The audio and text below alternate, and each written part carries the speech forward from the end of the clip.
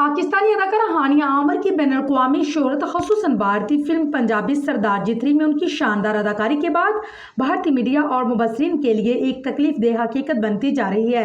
Film सरदार जी 3 जो 27 जून को दुनिया भर में रिलीज हुई ने बॉक्स ऑफिस पर शानदार कामयाबी हासिल की। आलमी सतह पर अब तक 18 करोड़ रुपये से ज्यादा का बिजनेस करने वाली इस फिल्म को पाकिस्तान में भी गैर मामूली पजीराई मिली। रिलीज से पहले ही हफ्ते में फिल्म ने पाकिस्तान में 3 करोड़ 50 लाख रुपए का बिजनेस किया, जो कि किसी भारतीय फिल्म के लिए एक अहम संगे मील है। ताहम भारत में इस फिल्म पर तनाज़ुर उस वक्त शदीद इख्तियार किया जब एक टीवी चैनल के लाइव प्रोग्राम में मेहमान तजिज़ियाकार ने हानिया आमर की शोहरत को तंज का निशाना बनाते हुए उन्हें हानिया पनीर कहकर पुकारा। इससे गैर संजीदा तबसरे पर प्रोग्राम एंकर भी हंसी न रोक सका, जैसे सोशल मीडिया साफी ने गैर महजब और गैर पेशा वराना करार दिया। प्रोग्राम की वायरल वीडियो पर रद्द-ए-अमल देते हुए मुतअद्दिद सोशल मीडिया सार्फिन उन्हें हानिया आमर की मकबूलियत से भारतीय मीडिया की हसद करार दिया है।